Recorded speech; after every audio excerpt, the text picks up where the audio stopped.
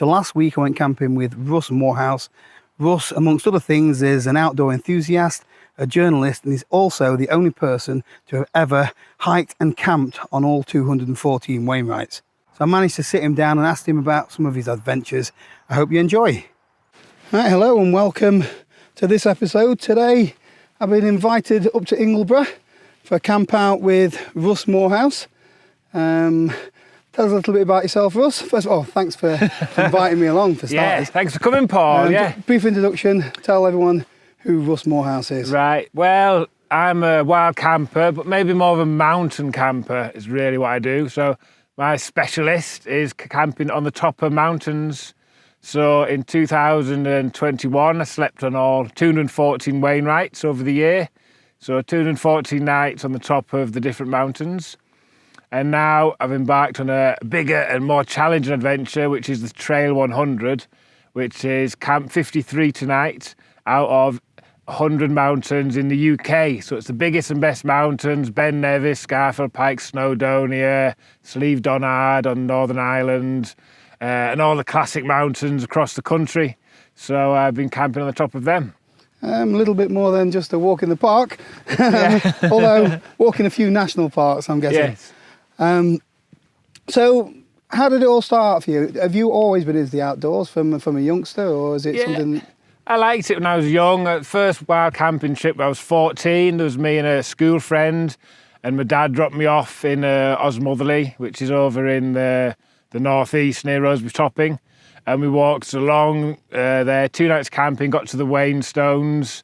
We were only little kids and we were scrambling up there. And my friend came down and got his leg jammed in a crack.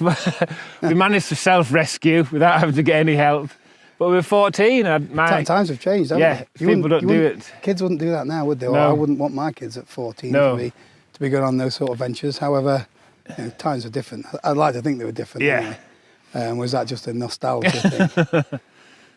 thing? So you did it all your life then, or is it? Yeah, so I did it then, and then I went to Australia when I was 22. Spent a year sort of travelling around the outback. Had a tent, and stayed in various hostels and finding myself for a year and losing everything else type of year. But lots of camping there in a little tent, and I was in the one of the national parks there, the Grampians, which to me at that age was a massive place, but to relatives in Australia, it's just like a local national park. And I was camping on a little trail, and this kangaroo bounced by in the middle of the night. It scared the life out of me. So that was cool. Well, when you're in those kind of countries as well, the wildlife that you've got to deal with totally different to over here. So I worry a little bit about things like adders or ticks. Yeah. Whereas you've got some of the most dangerous animals in the world in countries like that, haven't you? So it's camping is a total different ballgame. Yeah, exactly. Yeah.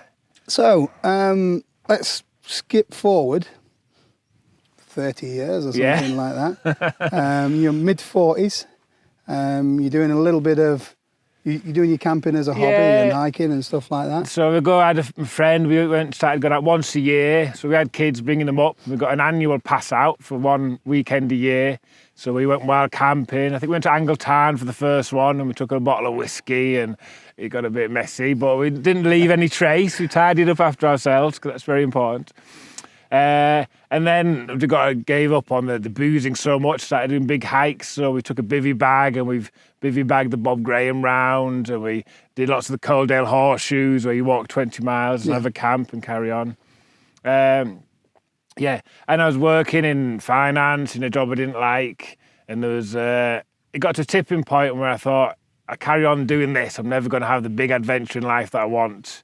So it's big decision time, just to sort of, give that up and then go on the adventure and see what happens. So I sort of offered myself up to the universe to see what it would deliver. So a little bit like me, I was 47 when I quit my job to do this YouTube thing full time. You were 46? Yeah, it's 46 then, I'm 47 now, yes. And decided to give up a very good job in finance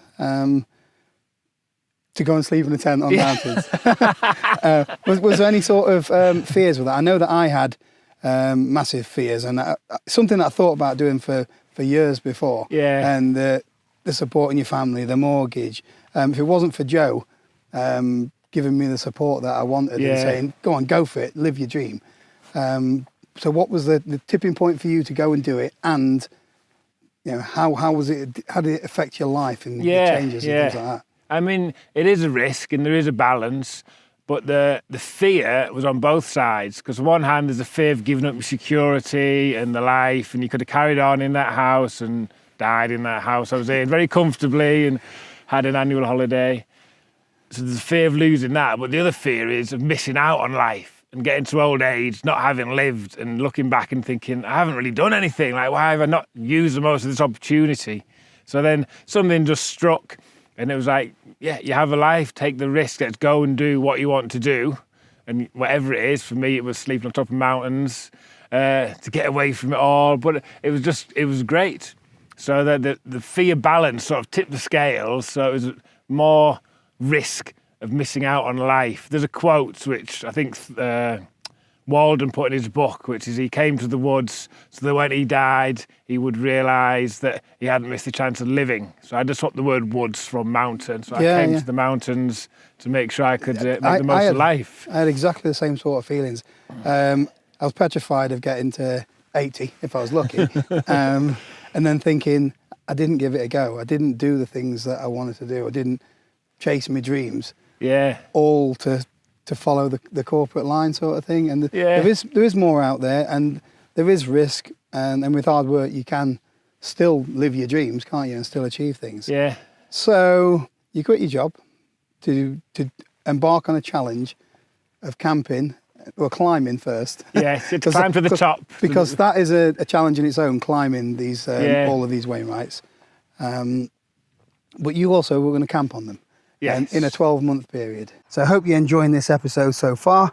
I'd just like to say a quick thank you to Squarespace, who sponsored the video today. So if you don't know who Squarespace are, they are the #1 place to go if you want to have a go at building a website on your own. So we've been using Squarespace for a number of years to build our business, sell our merchandise and promote the YouTube channel. It was really easy for us to do ourselves. All we did was choose one of their ready-made templates, uploaded some photos, added some text, and then just moved things around to get that look just as we wanted it. The platform has loads of features, so you can check your analytics to see who's been visiting your website. There's an e-commerce feature, so if you want to sell merchandise or physical products, you can do that too, and the platform takes care of all the payments for you. You can set up online memberships, send out newsletters. The list of things you can do is endless. So if you're trying to promote or start your own business and you want to have a go at building a website of your own, then click the link in the description below or head over to squarespace.com/Paul Messner. You'll get a totally free trial and 10% off your first purchase. Right, back to chatting with Russ. Talk to me about your first one. Yeah. And how did that first week go? Yeah. Well, first week was amazing. So at the end of the first week, I knew I was going to continue. Up until that point, I just thought I'd give it a go, I'd start. Often with this sort of thing, you have to get to the starting line. And sometimes you make the plans because it's fun planning, and then you change your mind or you find an excuse not to do it. So my aim up until that point was just to get to the start and start. So 1st of March, I started, because I started in spring, so that's like the farmers' beginning of spring, so I was going to do all 4 seasons equally. And that was on Hartsop Dodd, which is a medium-sized Wainwrights. So I went there, and it was sunny. It was a bit like today. It was early in the year, but it was sunny, and I climbed up, and I had loads of energy then. So not only did I climb Hartsop Dodd, but I went to Thornthwaite Crag and Grey Crag, and then all the way back to Hartsop Dodd, and there were beautiful mountain layers as the sun set in the view. And I put my tent up and I slept the night, and it was great. And the next morning it was frosty because it was like one of these clear March days. So I climbed back down to the van because I had a camper van that was like my base camp. So I called him Base Van Camp. So and the door was frozen shut, so I couldn't get open into the van straight away. But I did, and I put all the Wainwright names into a yellow bag. So I didn't want to be on a circuit. So a lot of these like long distance trail running and a lot of life is on a circuit where you know what's coming next, and I didn't want that. So you turned down the opportunity of being on one Wainwright, walking maybe 1/4 of a mile, and then camping on the next Wainwright. You thought, I'll make it harder for myself and do it more randomly. Randomly around there. So every morning I'd get back to the van where my yellow bag was with the 213 names by that stage. I'd pick one out at random, read what the name was, and then go and do that. So I'd have to... So sometimes it is from one end of the lakes to the other, Yeah. and then back to where you were the 2 nights ago. So sometimes happened. Sometimes this first day was really odd. I didn't have to drive. I was looking forward to driving because the only heating I had during the year was in the van when the engine was on and I was going somewhere. And it was cold, but I was on Eel Bell. So I had to walk back the way I'd came the day before, all the way back to the mountain, back up where I was, which was a bit like, I was hoping for a bit more excitement. But then the next day, I was on Haycock, which was all the way around the other side of the lakes to Ennerdale, so that's a full. It's about an hour and a half, so the drive was never really more than an hour and a half from one start point to the next, so it's not too bad, and that sort of filled the day up.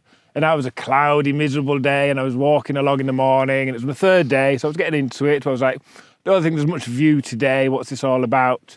And then as I climbed up, I saw my first ever Brockram Spectra. So I could look down and there was this Brockram Spectra. I'd never seen one before. I'd read about them and I was like, I feel like an exclusive mountaineering club to be in one of those. It was brilliant. So you broke it down into seasons, so it's roughly 50 odd. 53 or 54 each season. Yeah, Wainwrights per season. So in the meantime, so when you weren't climbing Wainwrights, you're living out your van? I was living out in my van, yes. I didn't have a home for the year. The kids lived down near Preston, so I used to get a shower at the motorway service station. So that was my weekly shower, was at the Junction 36 gas tank services before seeing them.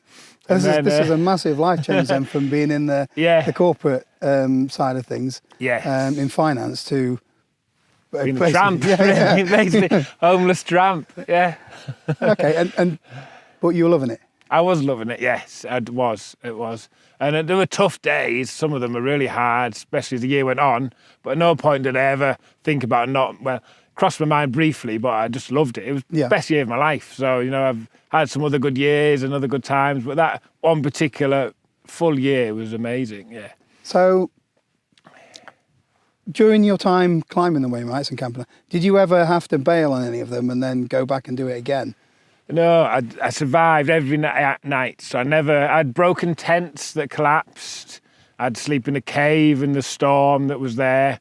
But I never bailed. I always made it through till the morning. So that rule was, there were only 2 rules. You had to get to the top of the mountain and then you had to spend the night there or sleep on the mountain.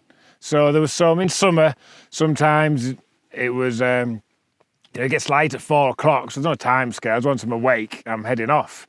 There was a Bivy on a bench in Latrig. Well, that was about the 2nd or 3rd week, and it was a bit Instagrammy in those days, so I could have camped on the top, because Latrig's just next to the car park, so there's nothing. But then the bench is famous for the brilliant view, and there was a storm coming in that day, the beginnings of a storm, so it was whistling up Latrig and whacking into the bench. And I put this thing, and so I'd sleep on the bench or sleep in the tent, and the viewer said bench, which I never did it again after that. So I camped on this cramped little bench in my bivvy bag, getting battered, and it was like... All because someone's done that for you. Yeah. I've done that before. I've put like a pole out there, and they always choose the most uncomfortable one for you. So I learned I've learned that lesson as well. There. So all 4 seasons, which is your favourite season to go camping in? What and why? Yeah. Spring is really good. I mean, I don't have a favourite. Spring is really good because the sunsets are better than in summer. Because in spring, it's just the angle of the sun and the light, so the sky looks better. So that's when you get the amazing views with the Laird Mountains a lot more.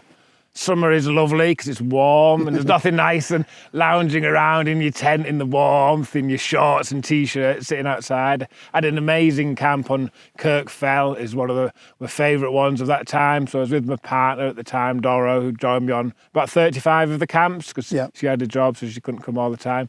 And that was just a superb camp. We walked along from Ennerdale through the forest and up Blacksail Pass.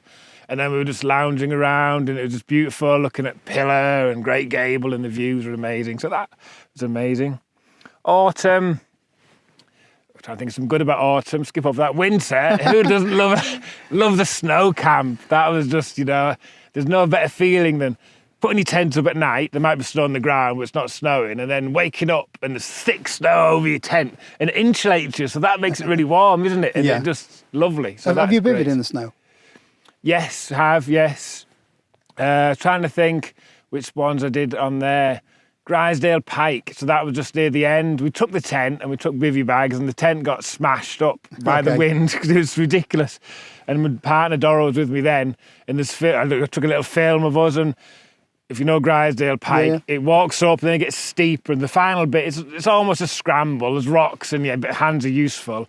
And the wind was so strong, and it was like hail sort of coming down, and we had to get to the top first. So we were crawling on hands and knees, and there's a big drops either side, and then the gust comes, so you just freeze while and then we crawled a bit further, and that was the tent, and then we tried to put the tent up near Hobcarton Crag, where the pole snapped instantly because we'd got used to the wind a bit by then, but the tent hadn't, So this is a terrible experience, and you're sounding so enthusiastic about it, like you're loving every minute of it. I did love it, but I'd had 200 days practicing beforehand, so it's not the sort of thing you wouldn't want that to be your first camping experience. It would be horrible.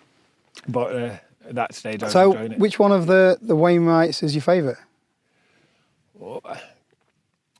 Good question. My favourite, I don't mean they're all great, aren't they? But I loved Scope Fell, which often gets overlooked. It's on the Bob Graham round, but they don't even count it as a summit because they go to steeple. Okay. But I camped on Scope Fell, and that was an amazing sunset on the top of there, because you're looking over Ennerdale Water, and the sun was coming down, and then there's like a band of cloud in the middle.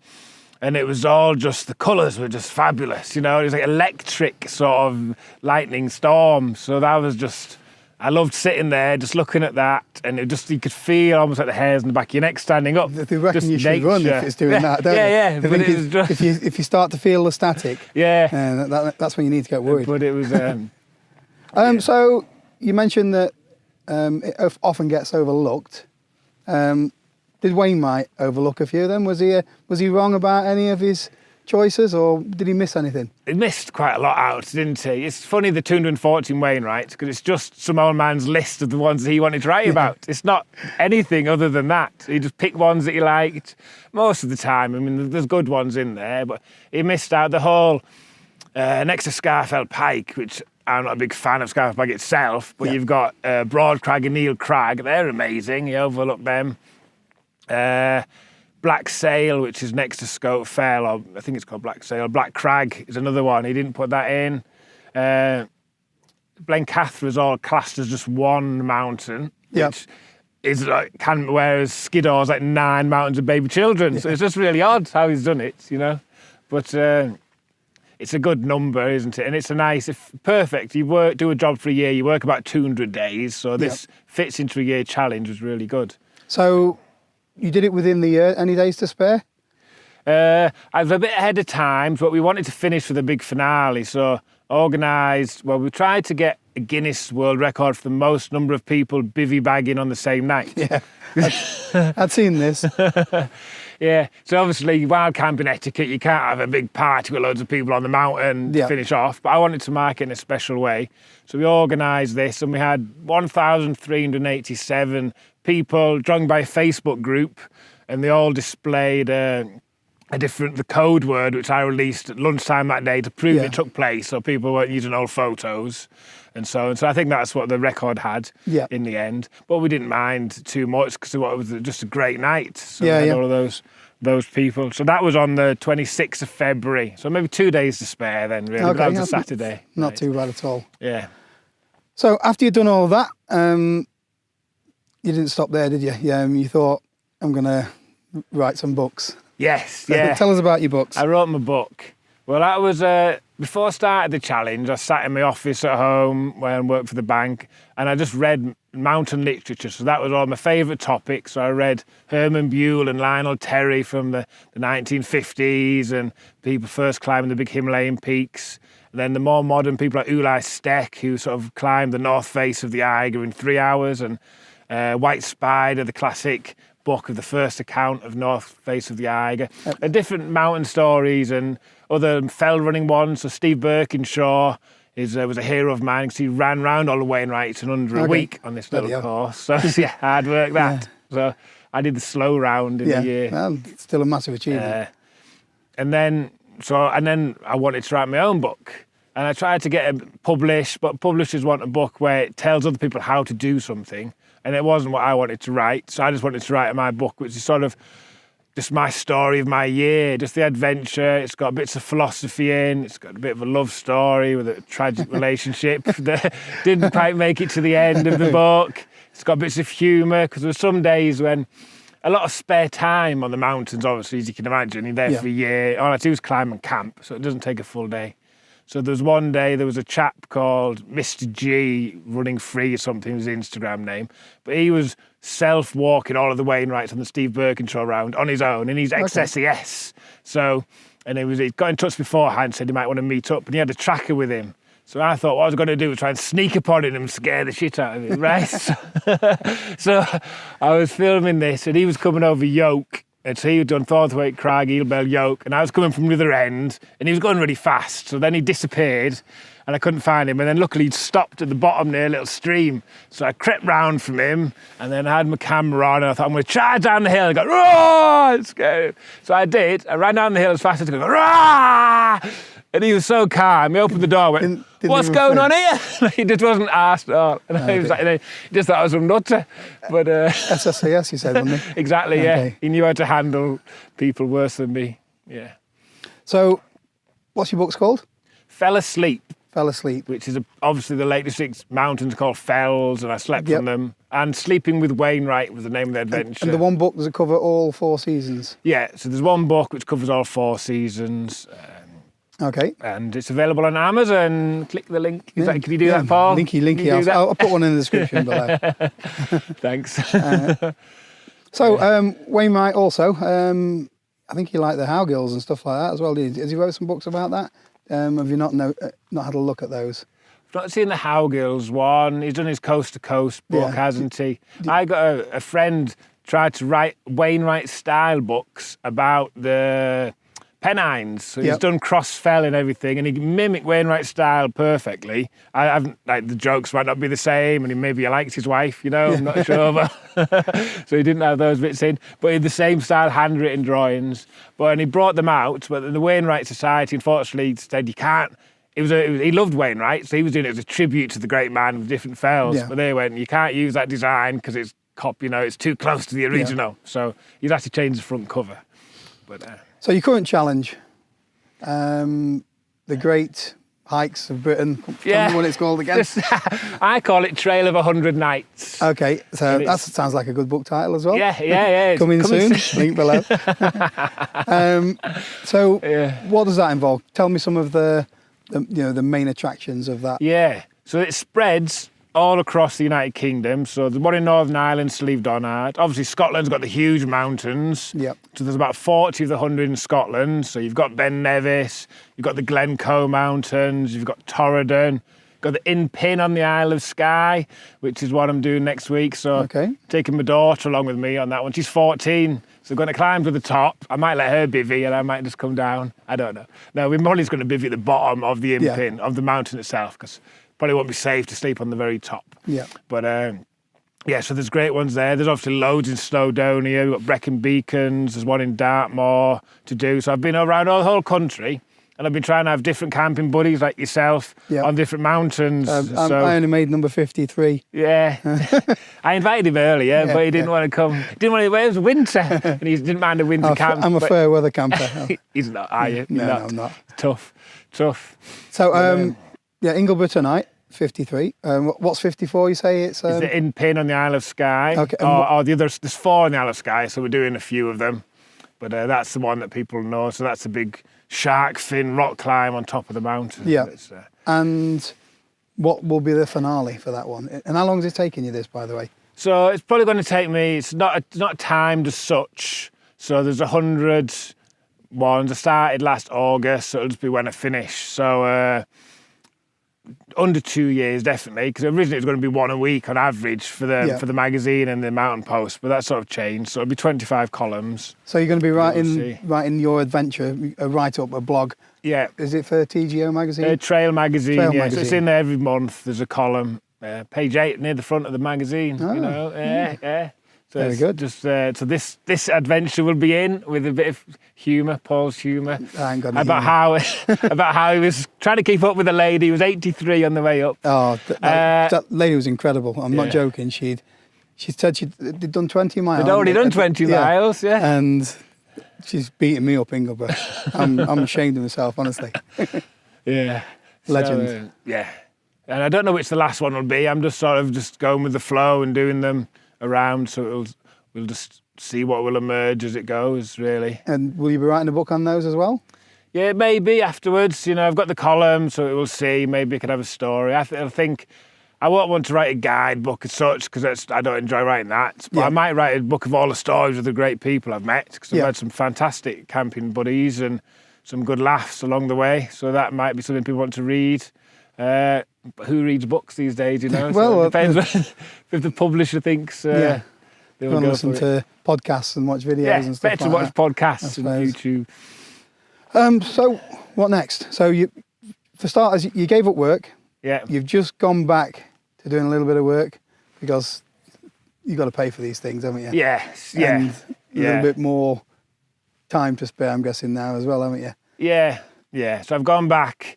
Yeah, I had 2 years off, which has been great, and I get paid per column, but it's not really a living from it. Yeah. So I've gone back into finance, which, like, just before I left my other job, there was a situation where I was getting pecked by the branch manager once, peck, and I just lost it. So I picked my laptop up and I smashed it down. And I picked it up again and I smashed it down. And then the third time I smashed it down and the keys... He didn't tell his new employer this. No, I didn't. So if they're watching, and the keys bounced off. And then the branch manager ran out the room and my colleagues were like, whoa, what's going on? And then I got up and I kicked the filing cabinet and smashed open the door. And then I thought, I'm storming out of here. I'm sad enough from going out. And I walk out, I punch the fire alarm. And then the fire alarm's going off and everyone else has to leave with me. So there's a big crowd leaving. And he still couldn't get sacked. Didn't get sacked, still couldn't get sacked. It still kept me on for 2 years. But yeah, so, but you knew that the writing was on the wall to... I knew I wanted to do something else. Yeah. And so, you've had, well, one hell of a ride, haven't you, over the last 12 months or so? I've had a great time. Leaving that, and now I've got a job. It's a slightly different job, so there shouldn't be that stress again. Yeah. Although last week I did joke when I was like, jokingly I said, I've had enough of this. I'm going back to the mountains and sleep with them for another year. So what next? After the trail 100. I don't know why not sleep on the top of all the Pyrenean mountains or something. I don't know. Very nice. Oh, there's 189 mountains in Wales that I joked. I thought about doing that after the Wainwrights. I could call it Sleeping with Whales, like the wild campers version of Swimming with Dolphins. Okay. It's not a bad shout. Probably, but it's the mountaintops that I like. I mean, I have tried wild camping. I did the Hadrian's Wall walk across last year, so I kept low level there, but it just doesn't do it for me. There's something about being high up and looking down on the world with the views and the sunset like we can see over there, which is just incredible. It's gorgeous, isn't it? And I love the feeling you get at this time of night, like an hour before sunset. It's just, you see the world differently and you realise not to worry about all the stuff that you can worry about when you're down at the bottom and it's like an issue. When you're up here, you just see existence differently. Yeah. And it's just what I like, so. You've had 214, nearly 270 nights. Yes. You're going to have to use some kit for that, haven't you? So my viewers, they like to hear about kit, things like that. So yes. What sort of things did you need? And, you know, when you're doing multi-days, you know, how do you manage your kit so well, like keeping your tents dry, your sleeping bags from not getting damp and stuff like that? So what were the challenges you had when it came to gear? And if it broke, replacing it or repairing it? Yeah. Well, they were very naive at the beginning. So I used to go like 1 weekend a year while camping, and your tent lasts for 10 years when you do that. Yeah. So I had a nature hike one-man tent that was off internet for about £80 at the time. And I had a Vorde Terra Quattro, which is a really good tent, but it's heavy. Big, yeah, isn't it? big. But I bought that, and I'd been wild camping with that a few times, but it's heavy to carry. So yeah, that was what's that, and a bivy bag, because I love bivvying as well. But so I did about 40 of the camps in a bivy bag, but you have to be more tired for that. You can't turn up with energy in a bivy bag; it doesn't work. So, yeah, so I set off, and then gear doesn't last that long. I realised once you're using it every night, day in, day out, getting battered. So I used to try and dry my tent, if possible, in the day on the van. So I'd get down to the van in the morning, maybe 10:30 in the morning, and then hang it over the doors of the van. So if it was sunny, it would dry quite quick, obviously, because they're waterproof. Maybe not always the floor, but just the bulk of the water from it. I did have one sleeping bag at the beginning with, it was a Mountain Warehouse Everest down. It's really warm, and I had a Mountain Everest down jacket as well. So it was like a sleeping bag jacket suit, which was quite odd. So that was really good for the start. And then as the adventure went on and people noticed, I got given more things. So I got a Marmot down sleeping bag that goes down to minus 20 degrees. Yeah. It's really nice. A snug pack. They're really good for bivy bags. They're sleeping bags. They've got this number 15, they call it, Softy 15, which is huge, thick, and it takes up your whole rucksack. So you can't fit a tent in with it. But, it's so warm. So I had a bivvy on top of Dow Crag, which is opposite Conisnall Man, and it was more frost than snow, but there was a wall like this, but it was just plastered when you see it with wall, and like the big ice crystals are going sideways because of the wind on there. But I was in this big orange bag. It was so snug, and it was just like, that was really good. So that was it. And then I got other tents. I got given an orange tent, which was from, they don't sell it in this country, and it was more like a Force 10. Is that something? They call it a Force 10? Yeah, it could be the Vango do a Force 10. Yeah, something like that design, but this was made by Zempire. Okay. They normally do the big family tents, but they found one for me. And then Terra Nova gave me a good tent. So I had the Southern Cross 2 that I battered the life out of quite a few times in extreme conditions, but I couldn't have got through winter without it, because it's really good for like the 4-season bit. So that saw me through to the end of the adventure. So what was your favourite bit of kit then? What got you? My favourite bit of kit. My favourite is Your luxury probably item. Yeah, well, it's not luxury, but my MSR stove. Yeah. There's one of these big ones. I don't know what thing it is. So you've is got it the wind burner? Yeah, the wind burner. Yeah, I've seen you've got it tonight, haven't you? Yeah, it's the one. I had that before I started, so it's lasted all of my camps. Yeah. And all of this ones, and it's really good for boiling water in any conditions. It's stable. You can have it between your knees, and it's just. Yeah, I love it, and it packs away nicely, and so I've got Very good, aren't they? Yeah, really good. That hasn't let me down. Every other bit of kit is sort of worn out, and I've got new bits and replaced it and everything, but that is just exceptional. And so what about food? So what sort of things are we doing for food while you're on a mountain for most of the year? So to start with, I thought I'll just have filled pasta for tea. So I got my filled pasta and chucked it in my MSR burner and boiled it up so it cooked. Yep. And then after 40 days of that, I realised you were clogged up, weren't you? filled pasta gets really boring very quickly. So I gave that up for the rest of the year. In summer, I did have another stove, so I used to make up a little bit of egg fried rice. So I'd cook some rice in the van and put it in a tub, and I'd chop in a bits of chicken and olives and maybe some veg, and then I'd put an egg inside it in this little jar, and the egg wouldn't break because it was cautioned by that. And then when I got to the top, I'd take the egg out, fry that up, and then tip the chicken and rice in and have egg fried rice on the Very nice. So that was lovely, yeah.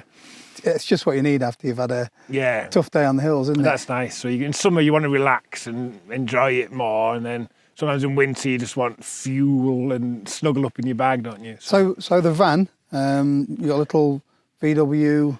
Yeah, it's a T6 camper van. Yeah. Have you done that yourself? Did you kit that out yourself? No, it was I bought it as a conversion, Camper King conversion, but I don't have the skills to get something out like that. But it's been a bit of a lifesaver. You've done that yourself, haven't you? Yeah, it's not finished yet. It's only been on the go for 2 years now. Still not finished. It's usable, and we do use it, but it's not. It's still got the trim to finish and stuff like that. But it was a learning curve because I'd never done anything like that before.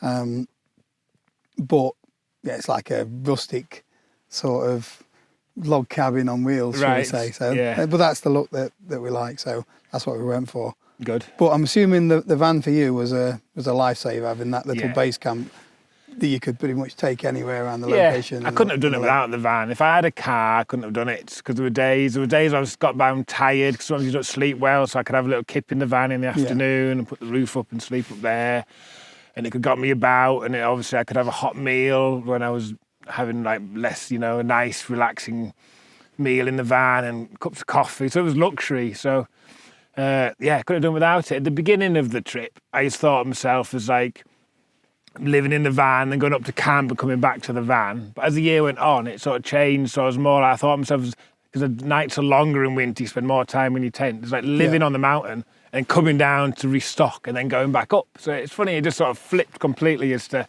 where my home was. So just a couple more questions then. So would you recommend to anybody to take on a challenge that you've done? A complete life change. Would you like... Yeah. Do you think that people need some sort of, like in Australia, they go walkabout or whatever it is, the Aborigines and stuff. That was your walkabout, wasn't it? Yeah. Do you tell me what you took out of it the most? Yeah. Just so I feel like I've lived my life now. I feel like now I've finished, I've done something I'm quite proud of, We've got loads of people who've got in touch and have inspired other people to go wild camping. And so, two things. One, if it's something you want to do, just do it, change your life. If you're not happy, I don't know why we all in this country do these jobs that nobody really wants. So what are we heading towards? Why do we do all of this? Rubbish. Why don't we just live You're trained from lifestyle? a young age to conform, aren't you? Yeah, you just fit into the slots and you work in this and we're heading towards to make more money. When you do that, you make more money. It's just pointless. It's like you're not improving your quality of life, are you? It's less. And it's physical. In the modern world, people are becoming less and less physical, less outdoorsy. They're just becoming more computer screen-based, aren't they? Yeah. And that's not the real world. That's an imaginary world. That's a little quote I got is, like, I've forgotten it. Something about the truths. It's probably too arty-farty for this anyway. Good, I've saved you. I've saved your viewers there with that. I thought it was a bit of Socrates or something like that. Yeah. The uncontrollable flow of time and the grand delusion of choice. There you go. That's what I came up with when I was on top of one of the mountains. Yeah, that needs to be one of them. What's them little pictures that they have, a meme or something, or with one of those. Yeah, you don't have control anything, but the more people hear this, get influenced, want to do something. So, what would you like your legacy to be? So, people are still reading Wainwright's books now. Yeah. They're still trudging along, climbing hills to put a tick in a box because some old fella put it in a list, didn't he? Yeah. Would you like to leave some sort of legacy like that behind? Would you like to think that people are reading your book in 30 years' time, or? Hopefully, because nobody's reading it now. That's what I wrote it for. I wrote it hoping that in 60 years' time, not 30, that people will look back at it and think, wow, what's this person's started a new trend of mountain sleep bagging, and now there's a national day once a year when everybody's forced to go and sleep in the mountains just for the quality of life. So all these city slickers and wheeler dealers are just kind of missing the point of life. You have to get out there, sit them up here, look around, and then suddenly think, well, what am I chasing the money for? There's no money in the sunshine, there's no money in the sky, in the view. You can't see it from here, but that sunset is absolutely incredible. It's beautiful. You can't buy that. And everybody goes wild camping knows that it doesn't matter how much you pay for your hotel, your view, you get the best view in the world on top of a mountain in a tent looking at there. And we've got this place all to ourselves. Yeah. So there have been pretty much. Did anyone camp on any of these other than when you were with your partner? Yeah. Did you pretty much have them all to yourself every time? I had the summits pretty much all the time. There might have been Angle Tarn, obviously, is busy. So when I did Angle Tarn Pikes, we camped near the Pikes at the top, but the Tarn had a few people. But most of the time, it's just you have it to yourself. So about 5 or 6 o'clock, the hikers go home. You got the place to yourself, and there's nothing better than that. It's just fabulous, isn't it? And So I'm not going to big on it too much because the mental health thing that I've said it before, because this has sort of changed my life there, the outdoors. And I've still had a wobble, a mental health wobble, since I've been doing the YouTube. And, you know, you smashed laptops having your little wobble. Yeah, that was a wobble, yeah. A little wobble. You know, what's it done for your state of mind? I'm happy now, really happy. I've got a new slogan that carries me, calm is a superpower. So what it's taught me, in all of the camping in rough conditions where when you're beginning off, sometimes I would panic, and before I started doing this, as got more experience, when nights, your tent's rubbling, like, oh, I'm going to get out of here, I'm scared. Yeah. And now I've just learned to be calm, whatever the situation is, to be calm. Like, so, you know, even if you're getting annoyed at work, be calm. So and that, for the mental health, there's no better slogan or feature magnet than that. You know, I just love it. So it's just like, and when other people are losing it, you can stay calm around them, and then it elevates you to being in control, and or more, it's seeming to be in control. So it's just, I take that with me. And when I feel, some days in that you wake up and you're feeling a bit out of sorts, aren't you? And maybe a bit like, oh, what's going on with life? Even then I say, calm is a superpower. I just stay calm, because you know that feeling, that mental health wobble will pass. Yeah. And then, you know, 2 days later, you'll be up here, it'll be great, or something will change. And so it's exactly like this tonight. This is, what a beautiful night, so calm. But 2 nights ago up here, there was wind, there was rain, and you wouldn't have been able to stand up.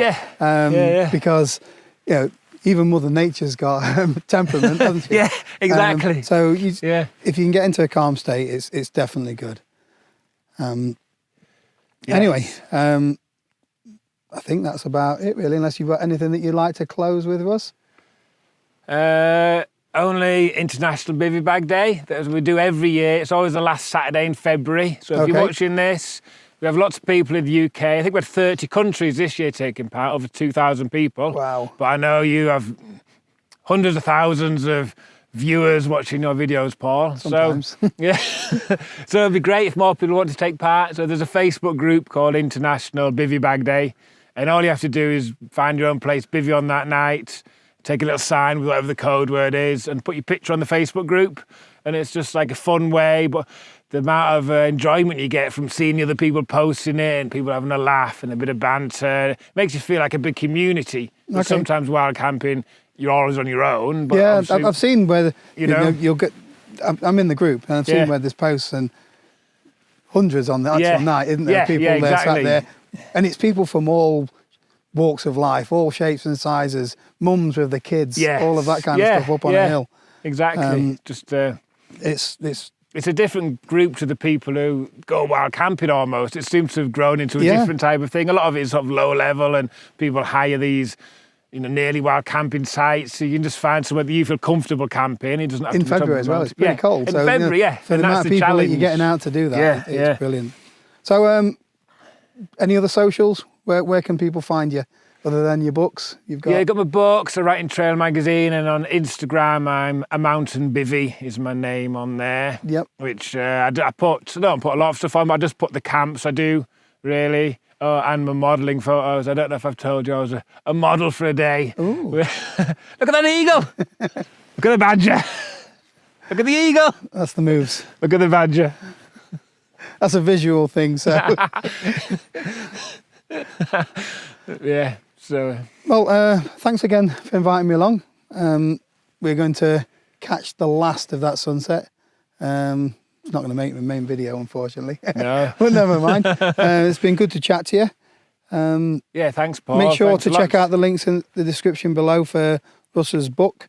No one's reading it apparently, so I don't know why, because it is an amazing challenge that you've completed. You're the only person that has camped on every Wainwright, 214. And there's not many people can say that they're the only person that has done something. So I'm looking forward to the second person to do that. There's nothing I would like more. I had a few people when I finished get in touch, say they wanted to do it. There was a man said he camped on Hallin Fell, which is about 7 minutes from the car park. Yeah. And that was the only one he did. Okay. And there was a young girl who wanted to be the first female to do it. She got in touch, but that didn't materialise. But someday, and that might be, hopefully in my lifetime, somebody else will do it, because it's a thing to do, isn't it? Yeah. And that will be great. So. And they'll do it in 6 months. Yeah. They can. Well, it was non-competitive. You can't do it. It's got to be 100 days. 214 you can't do it in days, can they? Yeah, that's the whole point. And that's what was nice about it, because there's a lot of time pressure in the world of racing against the clock and, and stopwatches or running around as fast as you can. And it's like, well, it doesn't matter how long you take, So it was just about enjoying each day as it is. I think that you're right. Stoves, isn't it? Prime example. I've got dozens of stoves, and I'm comparing boil times of this, and what's the rush? Yeah. I know you've only got one life, but a minute while you're admiring the sunset while your water's boiling doesn't make a difference. No. Anyway, I'm going to call it a day. I'm going to say calm is the new superpower. Calm. Thanks for the little chat, Russ. And thanks, Paul. let's enjoy the rest of our evening. Yeah, let's enjoy it.